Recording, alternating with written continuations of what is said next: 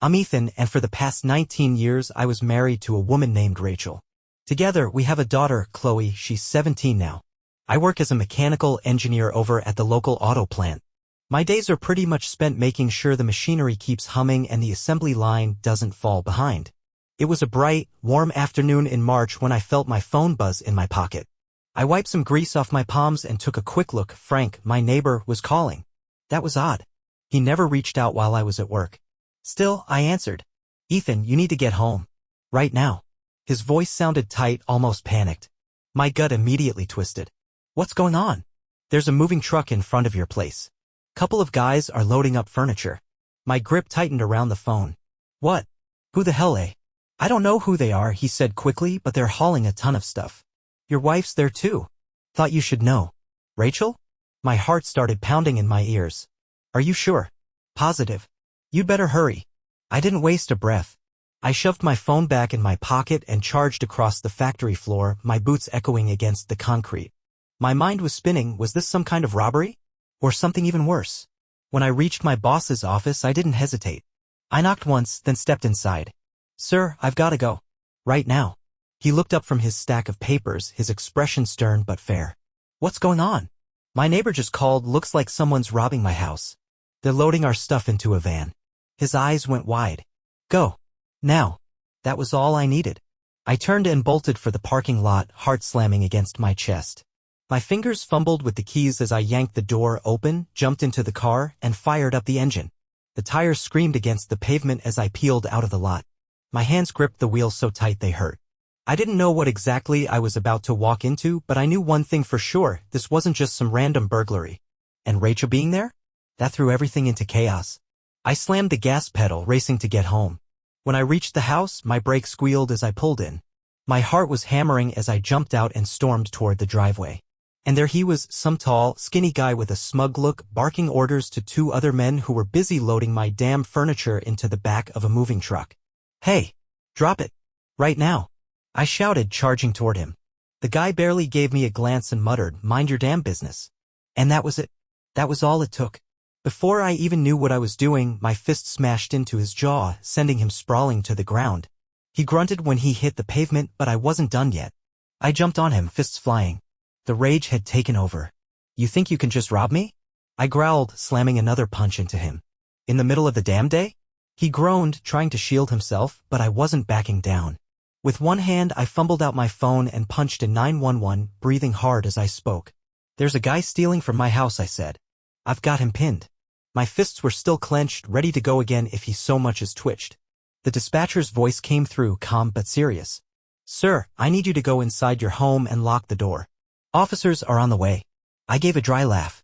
I can handle myself. Just then, a scream cut through the air. Ethan, what the hell are you doing? I turned my head and saw Rachel running over, panic all over her face. She dropped to the ground beside the guy, her hands shaking as she touched his battered face. Why did you hit him? She cried, her voice cracking with anger. I stared at her, confused and stunned. Do you know him? She snapped her head up, eyes blazing. Yes. He's my boyfriend. Her words hit me like a truck. I felt the air leave my lungs. What? That was all I could get out before I drove my boot right into his groin.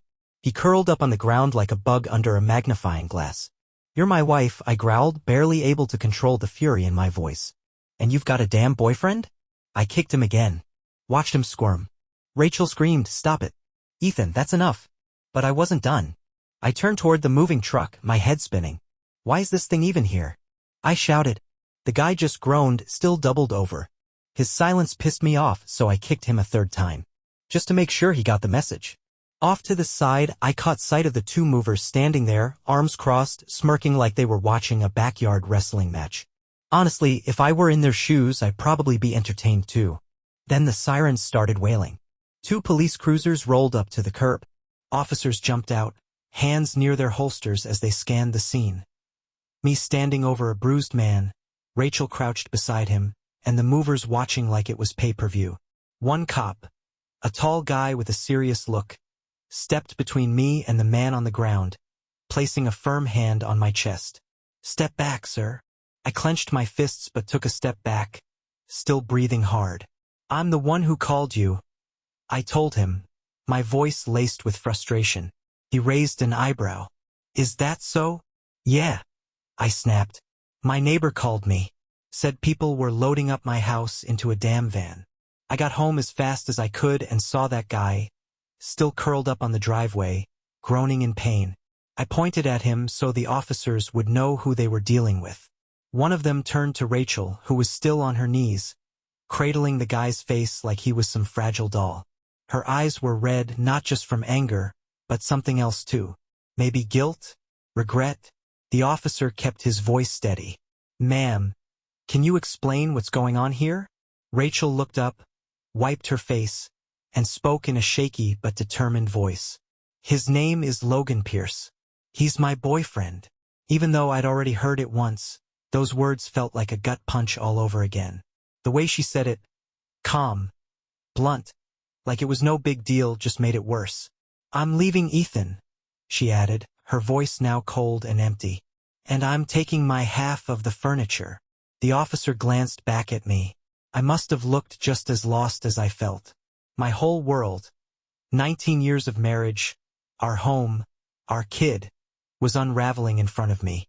All of it being tossed into a moving truck while some smug punk named Logan lay on my driveway. The cop cleared his throat. Mrs. Walker, he said, keeping his tone professional. Did you inform your husband you were leaving? Rachel paused, then squared her shoulders and said, No. The officer let out a slow breath. Rubbing at his temple like this was turning into more than he'd bargained for. Ma'am, I need you to understand something, he said, glancing over at the moving van. To take anything out of this house, you need to file for divorce first. Then a judge decides how the property gets split, and both of you have to agree in writing who gets what. Rachel's face went pale. What you're doing right now, he went on, his voice sharpening, is against the law. If your husband wants to press charges, this could be considered theft. Rachel's mouth fell open. Her expression shifted to panic as she turned toward the movers. Put everything back, she snapped. The movers, clearly amused by the whole mess, just shrugged and started hauling the furniture back inside. The officer crossed his arms, making it clear he wasn't going to entertain any more drama. You can take your clothes and personal items. That's it, he said. I'll stay until you're gone, just to make sure things don't get out of hand. Rachel spun toward him, glaring like I was the one ruining her day. My husband should be the one to leave, she snapped, throwing daggers at me with her eyes. I fired right back. This house belongs to my mother. You don't have any rights to it. Her face twisted in rage. No, you should leave. I deserve to live here. That was it. The officer had clearly reached the end of his rope. Ma'am, he said firmly, you just tried to steal from your husband. And now, when we're offering you a fair exit, you're demanding he leave his own house? Really? He shook his head, clearly done playing nice. Let's see if your husband wants to press charges. He turned to me, waiting for my answer. Before I could say a word, Rachel threw her arms up. Fine. I'll get my stuff, she snapped and stormed inside. I stood there, staring after her, trying to wrap my head around it all. 17 years together, a lifetime built piece by piece, and here she was, ready to disappear with another man and half the house in tow. A few minutes later, she came back with 2 big suitcases. As she headed for the door, I held up a hand. Hold on, I said, turning to the officer. I want her bags checked. Rachel froze in place, then slowly turned back toward me, her mouth hanging open. Ethan, seriously? You're really gonna humiliate me like this? She hissed. You don't trust me? That was it. That was the moment. The 2 movers, who had been standing off to the side like they were watching a soap opera, suddenly burst into loud laughter. Even the cops exchanged a look. One of them actually chuckled and shook his head. The lead officer let out a tired sigh. Ma'am, he said flatly, your husband has every right to inspect what you're taking.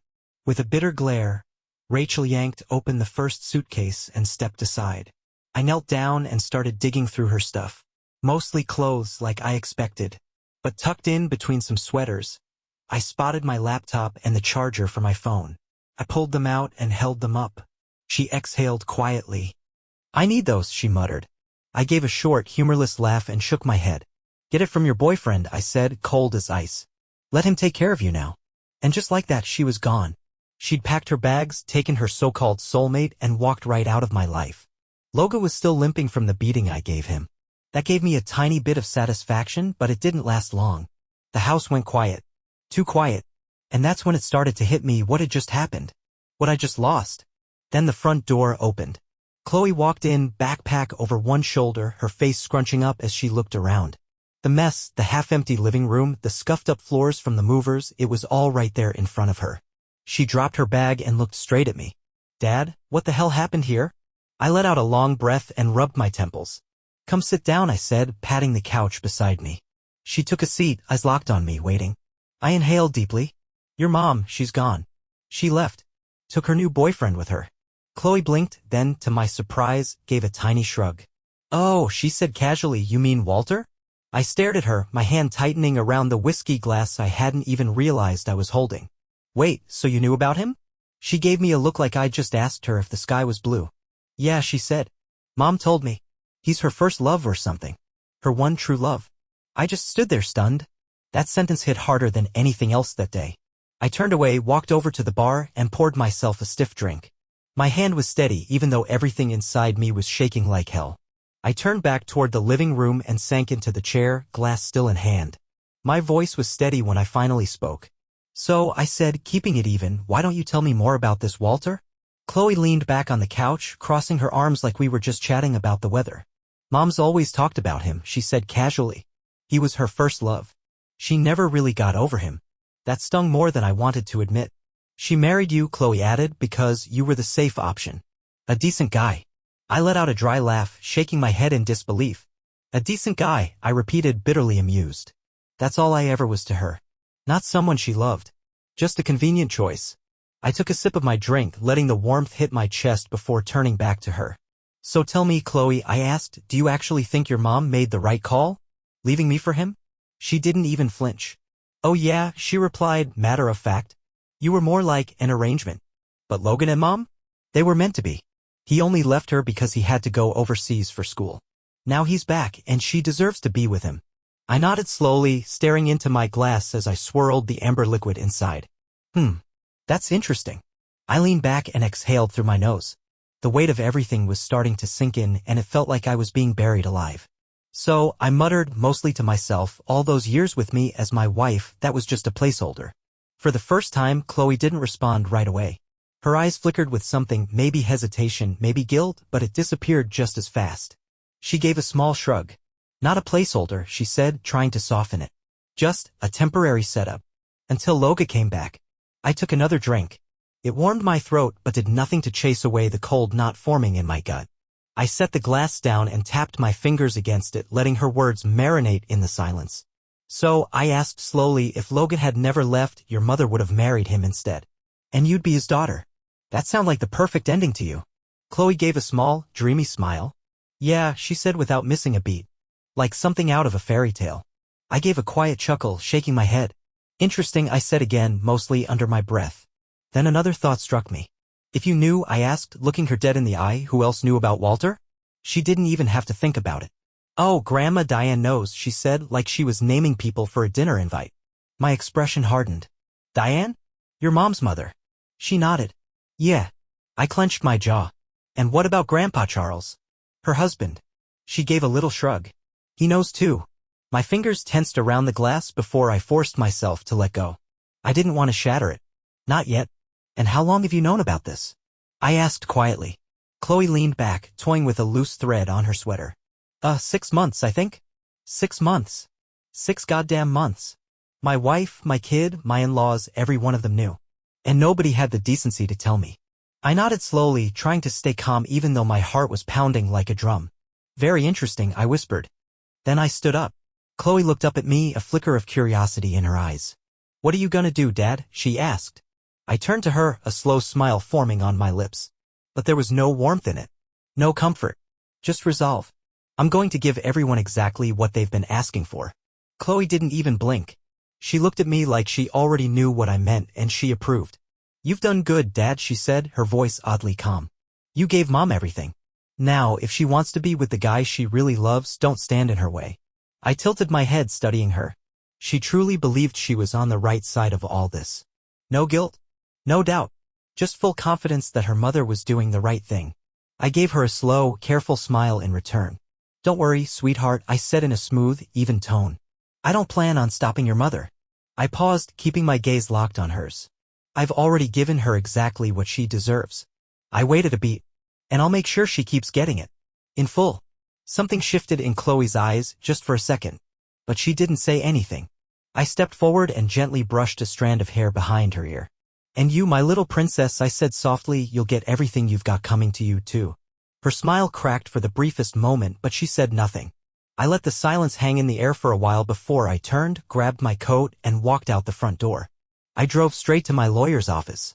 I already knew exactly what I needed to do. When I arrived, the receptionist greeted me with a polite smile, but the second I gave my name, she immediately waved me back to the office. Didn't expect to see you today, Ethan, Cole said, leaning back in his chair. What's going on? I sat down, folded my hands in my lap, and looked him straight in the eye. I want a divorce, I said plainly. And I want it expedited. His brows lifted just slightly.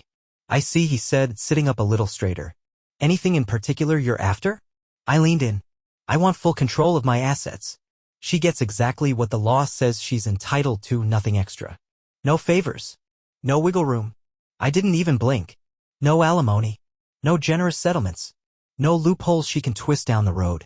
If she thinks she deserves better, she can ask Logan for it. Cole nodded, taking it all in. And custody? I smirked. Let her have Chloe, I said without hesitation. They're made for each other. He raised an eyebrow but didn't question my decision. All right, he said, already scribbling notes. I'll get the paperwork moving. With everything that's happened, this should go through pretty quickly. Good, I replied, rising from my seat. Keep me posted. From there, I headed straight to the bank. The teller greeted me with the usual polite smile.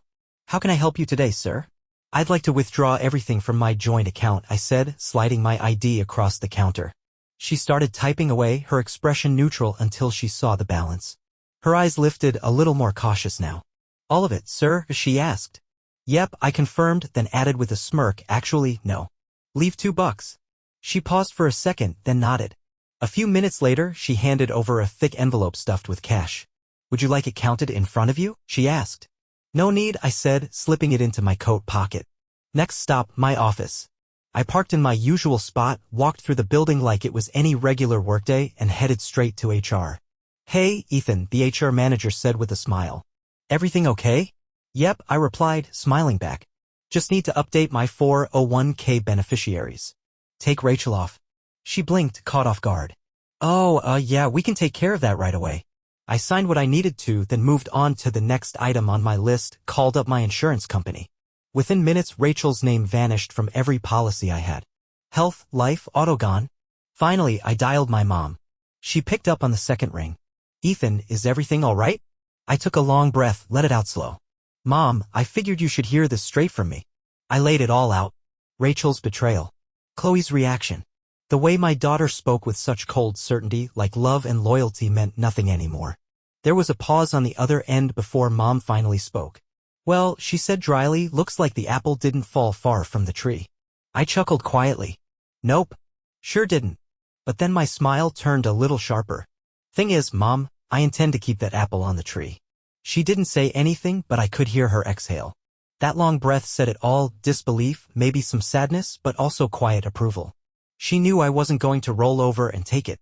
We talked for a few more minutes, then hung up. The next day, Rachel got served. I knew exactly where she'd be, at her office, probably floating on cloud 9, enjoying her little fantasy life with Walter. She probably expected I'd come for her eventually, but knowing and experiencing? Two very different things. At first, I imagined she stayed calm. Probably thought it was just the usual half of everything, maybe a nice slice of alimony to pad her new life. She thought she had it all figured out. But she miscalculated. Because as she flipped through the documents, I knew the shift would happen. Her hands would start to tremble, her eyes scanning every line, every clause. And then, the panic. She finally saw it. The house? Not under her name. No legal claim to it. The furniture? Not hers either. Alimony? Out of the question. Our incomes were nearly identical. All she was getting was child support.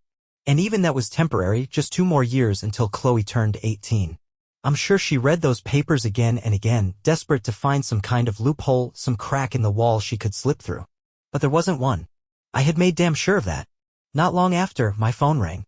I let it buzz twice before picking up. Hello? This isn't fair. Rachel's voice came through sharp, frantic. You can't do this. I'm supposed to get half. That's how divorce works, Ethan. I leaned back in my chair, a slow grin spreading across my face. Oh, I said, my tone light, almost amused. Yes, she snapped. I was your wife. I deserve half.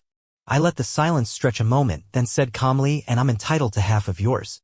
The line went quiet. I could almost hear the moment her brain clicked into gear, the realization dawning. I smiled wider. Better we let the court handle it. The day of the divorce hearing arrived. I walked into that courtroom with my lawyer, Brian Cole. Yeah, I know it's a name straight out of a joke, but this guy was anything but funny in a courtroom. He was a shark in a 3-piece suit, and he thrived in messy battles like this. A few minutes later, Rachel walked in with her lawyer, Tessa Vaughn.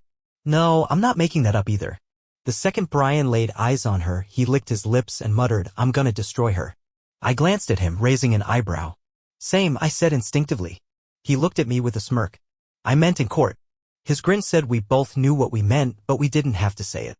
I felt a flicker of awkwardness, but honestly, the absurdity of it all almost made me laugh. Then the judge entered, and just like that, all side talk stopped cold. Tessa stood up first, cool and collected, addressing the judge with practiced professionalism. Your Honor, she said, my client's husband is refusing to provide any alimony or settlement in this divorce.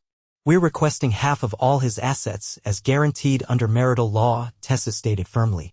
The judge didn't even have time to respond before Brian was already rising to his feet, adjusting his jacket like he was about to step onto a stage. Your Honor, he began, my client's wife also refused to split her own assets. She declined any kind of settlement. The judge's eyes shifted between the two sides, his brow furrowed. What exactly are you suggesting, Mr. Cole? Brian took a few easy strides toward the bench, voice calm and clear. Well, Your Honor, both parties earn roughly the same salary. So I'm in a bit of a dilemma. Should I be requesting alimony on my client's behalf, or offering it?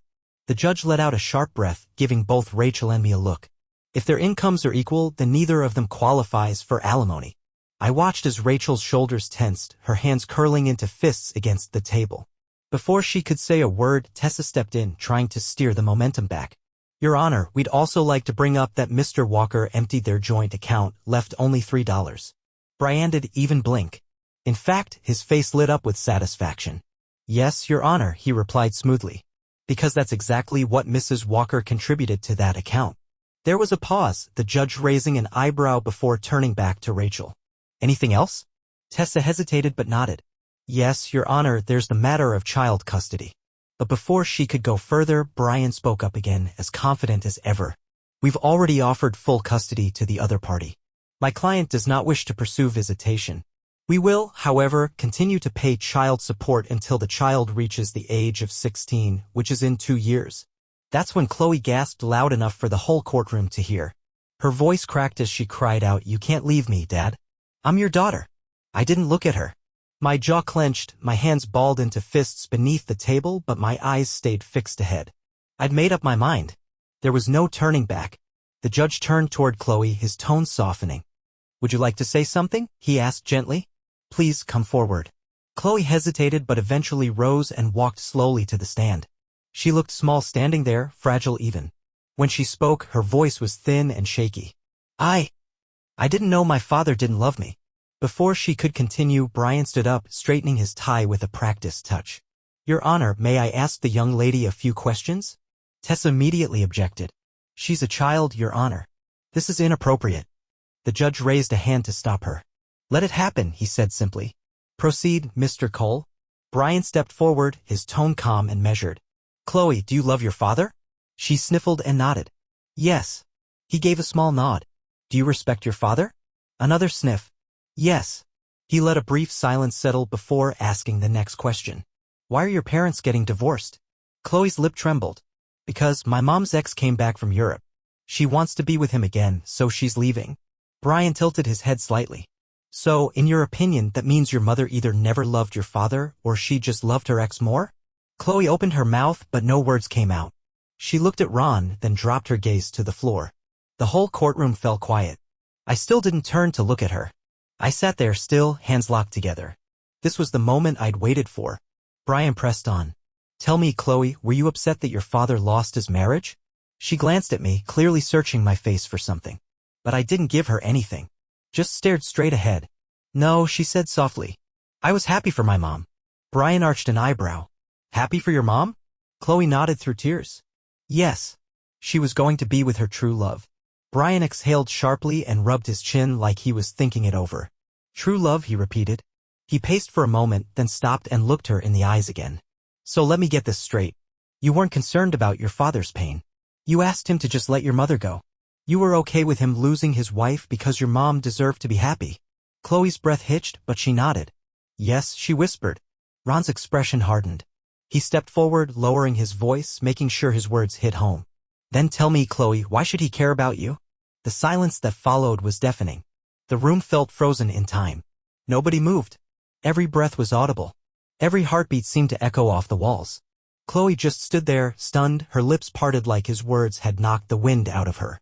Brian didn't stop. He leaned in slightly, keeping his tone sharp and controlled. One final question, Chloe, he said. And this one's important. He let the silence stretch until the tension was nearly unbearable. This is something you told your father, word for word. Let me remind you. Brian glanced at me briefly, then back to her. If Logan had never left, your mom would have married him and you would have been his daughter. That would have been the perfect scenario, right? He let the words hang there like smoke in the air, watching her closely. And your response, he continued, voice steady, was, yeah, just like a fairy tale romance. Chloe inhaled sharply. Brian stepped a little closer, eyes locked on hers. Is that correct, Chloe? She froze. There was nowhere left to escape, no corner to hide from the truth she had so easily admitted earlier. She finally said it out loud. Brian gave a slow nod like that was all he needed to hear. But he wasn't finished. You wanted to be Walter's daughter, he said. You were ready to walk away from the man who stayed up all night when you were burning up with a fever just last year. The same dad who showed up to every recital, every parent-teacher conference, every single sports event without fail. Chloe squeezed her eyes shut as if trying to shut his words out to make them disappear.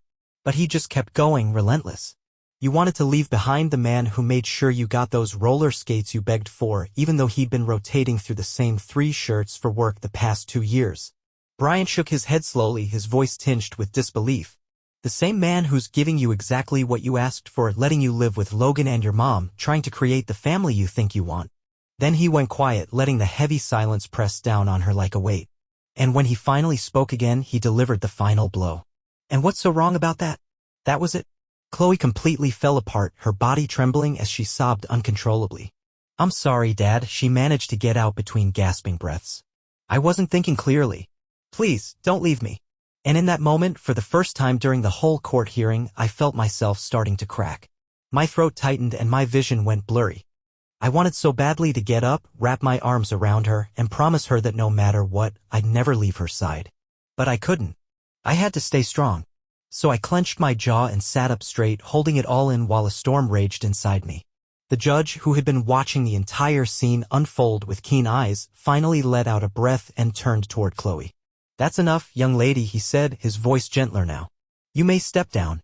Chloe wiped at her tear-streaked cheeks and slowly made her way back to her seat, still sobbing, though a bit quieter now. Then the judge turned to Lana, his sharp gaze settling on her. Miss Vaughn, he said, his voice edged with clear impatience. I believe Mr. Cole interrupted your statement earlier. You may proceed. Tessa stood, the usual smug expression back on her face like nothing had happened. Thank you, Your Honor, she said as she smoothed her blazer and cleared her throat. My client and her fiancé have no intention of taking custody of the child. They're getting married and do not wish to raise her. A stunned silence swept through the courtroom like a gust of cold wind. The judge's face flushed with anger, a deep red spreading up his neck. He looked over at Rachel, who sat stiffly in her chair, her eyes fixed on the floor, avoiding everyone's gaze. Chloe, hearing Lana's words, broke down again. Her sobs filled the room, raw, aching, and unbearable to listen to. The judge rubbed his temples, clearly at the end of his patience. Then he looked at me. Mr. Walker, he said, frustration dripping from every word. You don't want custody. Your wife doesn't want custody. What exactly are you two doing? Your pride and selfishness are tearing this child's life apart. I took a long breath, gathering my thoughts before standing. Your Honor, I began, my mother, Linda Thomas, has agreed to take Chloe in. She's ready to take full custody. The judge stared at me for a long, thoughtful moment before giving a small nod. Then, without missing a beat, he raised his gavel and struck it firmly against the bench. The child will be placed in the custody of Mrs. Linda Walker, he declared. Both parents will be responsible for paying child support. He paused before finishing. There will be no need for alimony or further settlements. The divorce is granted. The final thunk of the gavel echoed through the courtroom, sealing it all with a cold sense of finality. I turned to Ron, who had been watching the whole thing unfold with a faintly amused look on his face. He let out a small chuckle and leaned toward me. Well, he whispered, grinning, that has got to be the fastest divorce in human history. Once the court was adjourned, I made my way toward my mother. Chloe was already there, sitting beside her, head lowered, tears still pouring down her face. My mom rested a gentle hand on her back, rubbing slow, soothing circles, but Chloe's sobs just wouldn't stop. I drew in a deep breath and took a seat next to her. For a few seconds I didn't say anything, I just sat there watching her cry, letting the full weight of everything sink into me. Then, with a calm but steady voice, I finally spoke. "Sweetheart," I said, "this isn't some fairy tale. This is real life."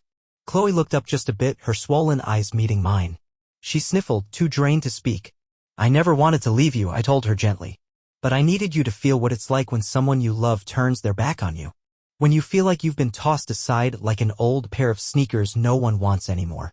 She winced, her eyes welling up with fresh tears. I could tell she wanted to argue, but instead she stayed quiet and listened. "We forget what people have done for us just because we think they were supposed to do it," I continued. "And then we act like they don't deserve anything, not love, not thanks, not even basic kindness." My eyes locked on hers, firm but full of feeling. "But they do. They really do." Chloe wiped her nose on the sleeve of her sweater, her lips trembling slightly as she listened intently to every word I said. I told her, "Love isn't a one-way road, sweetheart. It's something that has to go both ways. When you offer love, you deserve love back. When you show respect, you ought to receive respect. But if what you're giving is hate, well, don't be surprised when it comes back to you." She sniffled quietly, wringing her hands together in her lap like she was trying to hold herself together. "I've always loved you," I said, lowering my voice to something softer, more tired. "But all I ever got in return was humiliation. And Chloe, that pain, it runs deeper than you could ever imagine."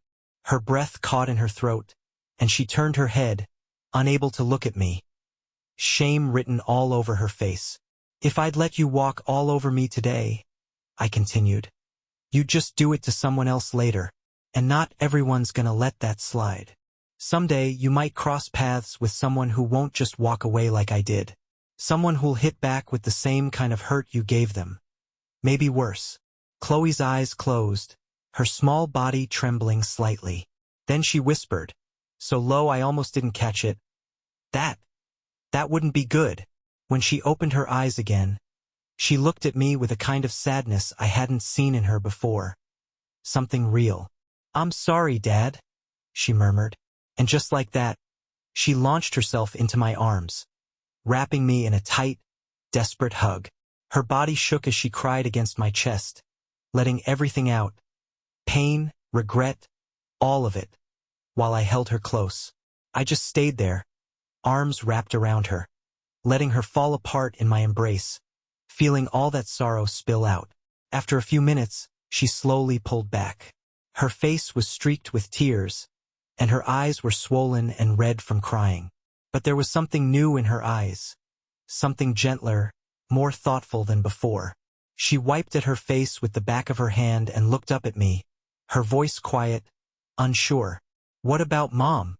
I let out a slow breath, a faint, sad smile playing at the corners of my mouth. I'd been waiting for her to ask that. I reached out, brushing a strand of hair behind her ear before answering. "Well, I began." She made her decision.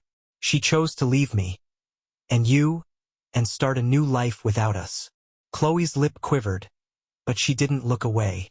I knew she needed to hear the truth. "All we can do now is leave it up to fate," I said gently. "There's no use chasing after someone who's already decided to walk away. But you know what? The two of us still have each other, and that's something worth holding on to." She frowned slightly, trying to wrap her head around it, so I explained a bit more. Think of it this way, I told her softly. She never really loved me, not truly. So in a weird way, she saved me from living a lie. And yeah, it hurts that she left you too. But that means she didn't feed you any false dreams or pretend promises. We're left with the truth now. No lies, no illusions. Just what's real. Her eyes welled up again. But this time, the tears carried understanding, not just pain. She bit her bottom lip, then suddenly leaned in and hugged me again, holding on tight like she never wanted to let go. Thanks, Dad, she whispered. 2 months passed, and slowly, life found a new rhythm. Chloe started smiling more, healing in her own way, and the bond between us, it grew stronger with each passing day. Was it perfect? Nothing ever is. But we had each other, and somehow that was enough. Then one sunny afternoon, Chloe came bursting through the front door, practically glowing with excitement. I was lounging on the couch, reading the newspaper, when she came flying into the room. You won't believe what I just found out, she shouted, barely able to sit still. I set the paper down and raised an eyebrow. All right, what is it? She was grinning from ear to ear. That Logan guy? He beat the hell out of Mom, she said. For a second, I just sat there stunned. Then, before I could even think about it, I let out a short, dry laugh. I wasn't proud of the reaction, but considering everything we'd been through, I couldn't help myself. Chloe's eyes went wide at first, surprised. But then the absurdity of it all must have hit her too, because she let out a little laugh of her own. Did you ever think that would happen? She asked, still shaking her head in disbelief. I smirked. Look, I was married to your mother for nearly 21 years. If anyone knows how grating her constant complaining can be, it's me. I leaned back on the couch, arms crossed. Sounds like their little fairy tale was written by the brothers Grimm. That got a bigger laugh out of her, but it didn't last. Her expression turned more serious. So, how is she? She asked. In the hospital, she said. And Logan? I asked. He's in jail. I let out a slow breath through my nose, nodding. Yeah, figures. Chloe tilted her head, looking thoughtful. I have a feeling she'll be calling you soon. Just as I was about to reply, Mary came walking out of the kitchen, drying her hands on a dish towel. She'd been making dinner, but now she was looking between the two of us, curious. Did I miss something? She asked. Chloe turned to her with a soft, knowing smile. Nope, she said. You didn't miss a thing. Mom,